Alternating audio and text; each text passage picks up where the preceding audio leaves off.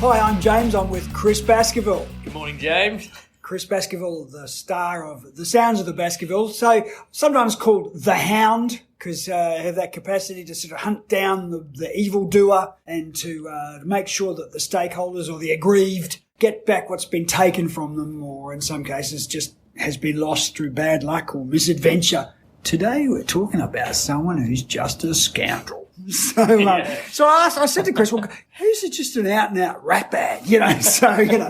Some people could sit there and say, I want to run a good business. What about someone who goes, you know what, I'm just going to run a scam? Is there anyone, surely? Actually, it's funny you say that, James. I came here thinking about one example and then all of a sudden it then triggered that there's another. The first example, interesting case, but it was a court-ordered liquidation. So typically with a court-ordered liquidation where someone is chasing a debt through the court, they're trying to enforce that debt, and then they're trying to, in the event that the company can't pay the debt, then that creditor has the option to ask the court to liquidate the company and put in an independent liquidator. So that's a court-ordered liquidation. Typically, when we inherit that style of job, we don't understand the background or anything to do with the business. We don't even know who the director is. Yeah. Everything's all a mystery, and our job is to unpack the mystery. So, got given this job, and it turns out this company ran an escort agency online. It looked at face value that, if I understood this properly, you could sponsor an escort as an investor. So I'm an investor, I sponsor an escort, and I think the returns are promised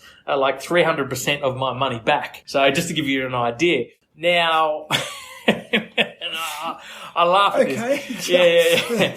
Now, I won't say what the name of the agency is, but let's just say that the English definition is to get wet.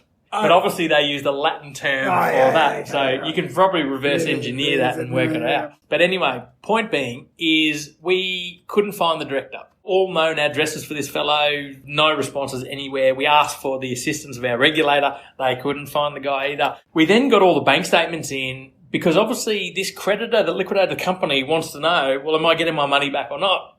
And they were an investor that they thought was investing in something that was a bit bogus. And you wouldn't believe it. Our investigations show it probably was bogus. Because we then get the bank statements and we trace all the money so we can sort of see the money's coming in from all, let's just say a handful of investors. Let's say we've raised up to $500,000. And then we can equally see a whole lot of personal expenditure happening commensurate with the amount of money that's coming in. So naturally... Oh, so just using that thing as a personal checkbook. Yeah, correct. We actually don't think there were any escorts. We don't think there were any payments to... And we literally think this whole website was all set up as a show piece, as a... Because my initial reaction was, jokes aside, what about the poor escorts? Yeah. Who've come in from some third world country and then been promised X and told Y and in some type of servitude. That they haven't even got to the trouble of actually providing the actual escort. Oh, yeah. Wow. So I guess we've taken the view now. Obviously, we can't find this guy, and so he's still on the run. We suspect this fellow has taken a good chunk of the change and he's disappeared overseas. It looks to us as though this thing has all been set up as a means to entice investment, and it looks like the investment happens to come from foreign investment. Let's just call it that. It's an interesting choice of business because one might think, and do you think this person had that level of sophistication, is people aren't going to chase me for this? Yeah, and I think that's because who wants to have a court-ordered liquidation in their name saying, I put X into an escort agency? Correct.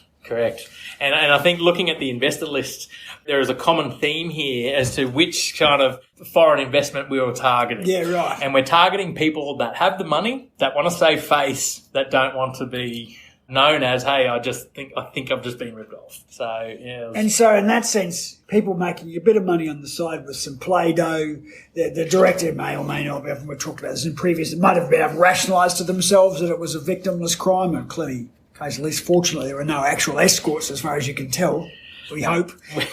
So somehow or other, it's come unstuck because you get a court-appointed liquidation because somewhere along the line, someone wants their money back. Correct. Because if you, at one point in time, we can see there were communications between this director and the investors, right? And there's communications, hey, what's happening, updates.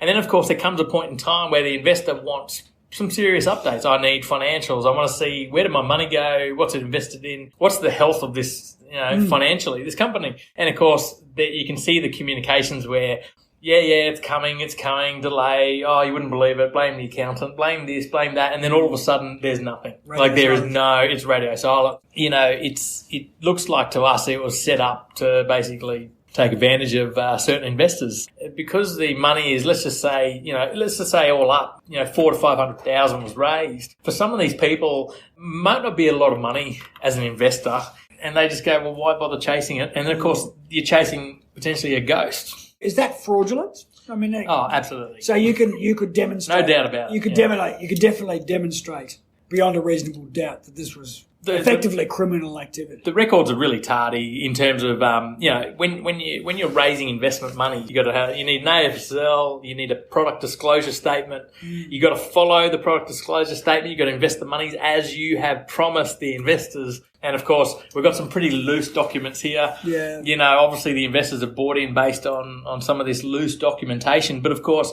this guy hasn't even got to the trouble like one of the other examples where they've cut and pasted one company's name into somebody else. He's not even got to that level.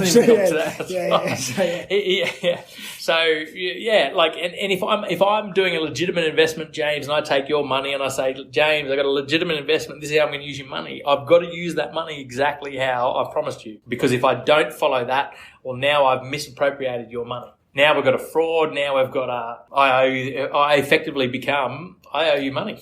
A really interesting case of a scoundrel, because he's a scoundrel crime where you try to make money from people who don't want to be seen to be chasing.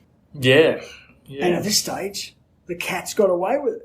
Yeah, well, at the moment, look, we've reported everything to the regulator, and we've given them all the evidence that we've got. We've said, here's the position we think. And the regulators helped us try and find the guy, but even the regulators saying we can't find the guy.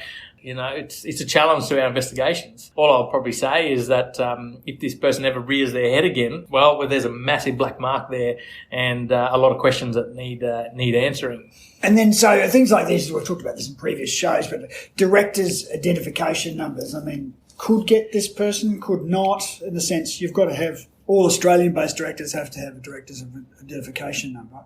If I'm a foreign person, so in this situation, it's just one extra step to make that slightly harder.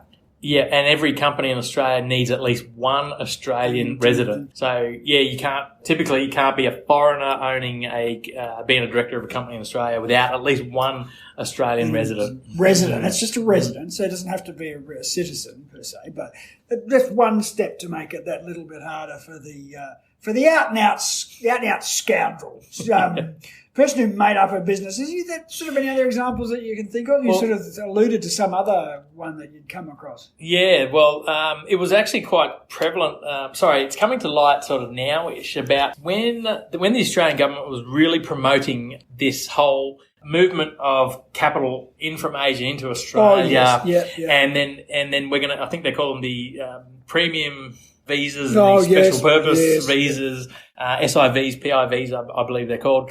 But you could drop X quantum cash in Australia, and depending on how sizable that cash was how quickly you got your permanent residency. Oh, that's right. Yeah, and you wouldn't believe it. The more money, the quicker. Who knew? Yeah, exactly. Yeah. But you had to invest it in, construction or emerging industries, or you could actually just simply donate it all to the government, and it's the equivalent of an investment in Australia. So some savvy people got on to this and said, well, if we need to get these people's capital out of parts of Asia to help them speed up their permanent residency, well, why don't we create this a fund, like a fixed unit trust thing, which will be spearheaded by a local, but we'll raise all the money and we'll make it look like we're about to invest in some U-Butte industries, exactly what the government wants us to invest in. And you wouldn't believe it, but these scoundrels have raised all this money, the money's come in, and these scoundrels disappear with the money. In Australia. That's a bad look. Correct. So, again, they're sort of taking advantage of certain people that don't want to lose face that they've been ripped off. Is that sort of in process, or what's the situation with that one? Yeah, well, this is the thing. These are the issues where, people have been, investors are trying to chase, almost like ghosts again. We're chasing people that have taken the money and they've just disappeared. So this is an area where I think government has to be somewhat accountable here, because I can remember a friend of mine used to run a shopping centre in Sydney, and he said it was a particular ice cream franchise where people were coming in from parts of Southeast Asia and had sufficient money to buy a franchise, and that was enough to qualify for a certain visa. And then at one stage there was even suggestion that in fact the same amount of $1 million was being just shipped from one household to the next for the purposes of creating. So if you create a moral hazard like this, there is an obligation, I think, to ensure that people passing that off as legit are. Obviously, you can't expect the regulator to be on top of everything, but this is a fraught area. Well, here's the other interesting element of this whole. We're going to target a certain part of Asia. We're going to get that money out. We're going to land it in Australia. We're going to put it in a fixed unit trust. And that was supposed to meet some of the criteria. That's right. We're going to say we're going to invest in all those emerging areas where the government wants us to invest in. So it looks on paper, it looks sensational. Correct. Now, here's the other interesting thing. Some of my colleagues say that the reason why some of these investors aren't pursuing those monies that are effectively being lost is because some of that money that was invested may not have come from appropriate sources in the first place. So it brings up these issues of anti-money laundering. It brings up these issues of... Wow, so you have good money intermixed with bad, completely ripped off by a bunch of crooks. All with the veneer of a meeting an Australian government policy. Just to try and get a quicker access to permanent residency in Australia. Yeah, so there's a creation of moral hazard. Wow. And then so tough for the regulator to manage to try and see what's being passed off offshore. It's very hard to regulate that if it's all being done offshore for the purposes of coming into Australia. It would be very tough. Well, the government's asking for investment and money to come in, because obviously if we've got investment coming into Australia, people are spending, it's generating economic activity. So that's a positive. But equally, if the monies are sort of bouncing in from offshore, coming into Australia, and then bouncing out offshore again, what benefit was that to Australia? None. Yes, one of our friends of our kind of sister organisations, thesolvers.com.au, one of the people that they sort of in their world deals with people who get taken in by investment schemes. And it's the people in a particular community, or people in a particular immigrant group, or people in a particular club or bowling club, are often can be what on the face of it seems like a really trustworthy, well-known person, or a person who on coming up with a scheme that when you scratch the surface is a little bit too good to be true. And the thing that you've talked about in previous episodes is that there are people who do not care that they've taken. Like we've talked about, if I take on a debt or you take on a debt, you feel you're obliged to pay it back. You're talking about people who just put it in their pocket. Yeah, I think the concept of if I can cause you harm and sleep at night and not feel immoral about that in any way, I think they call that psychopathic. I can cause someone harm but not feel that I've caused you harm and have no remorse for what I've just done, and I can sleep at night. And there are those people that are out there. And that's a different type of animal.